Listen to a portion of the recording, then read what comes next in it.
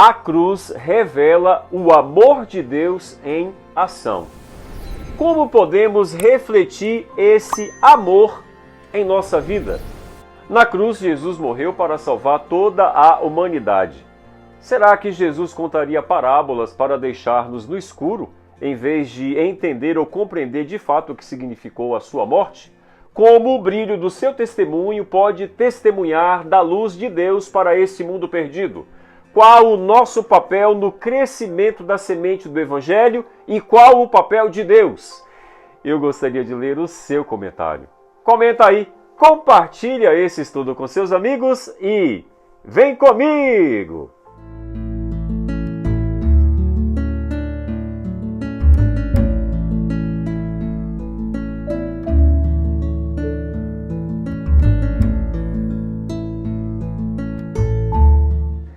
Seja bem-vindo à série O Evangelho de Marcos. O tema de hoje em nosso guia de estudos da Palavra de Deus é Estudo Adicional. O amor precisa ser o principal motivo da ação na vida do cristão. O amor é o princípio básico do governo de Deus no céu e aqui na terra e deve ser o fundamento do caráter cristão. Quando estudamos as parábolas de Jesus registradas em Marcos capítulo 4, percebemos um tema relevante e extremamente importante: o reino de Deus. Esse tema é introduzido pela primeira vez em Marcos capítulo 1, versos 14 e 15. Jesus foi para a Galileia pregando o Evangelho de Deus e ele dizia: o tempo está cumprido e o reino de Deus está próximo. Esse é o principal objetivo das parábolas registradas em Marcos capítulo 4. As parábolas nos ajudam a compreender melhor os ensinamentos de Jesus sobre o reino de Deus. Depois de analisar as parábolas de Marcos capítulo 4, aprendemos sobre o cumprimento do tempo e o reino de Deus. A ideia do reino de Deus ganha destaque nos ensinamentos de Jesus desde o início do Evangelho de Marcos.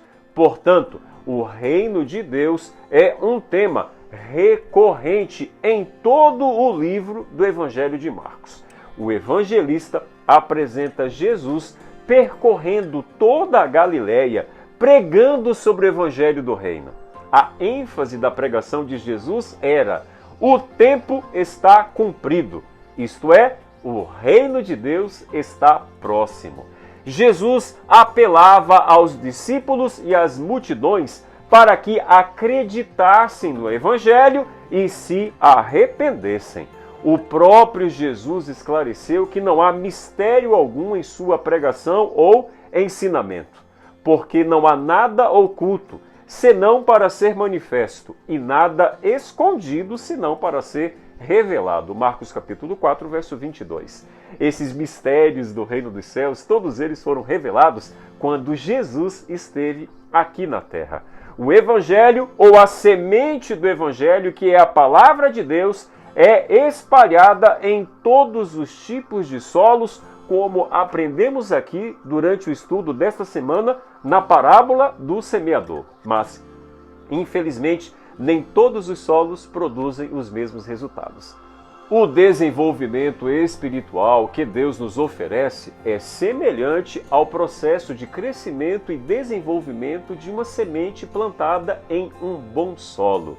Esse processo incluía a colheita de muitos frutos. Prepare-se para a maior colheita da terra. A seara está madura e poucos são os trabalhadores. Que eu e você possamos ser recrutados por Deus para participarmos da maior colheita da terra e então possamos ter o privilégio de ver Jesus voltar para vir nos buscar. Que Deus te abençoe!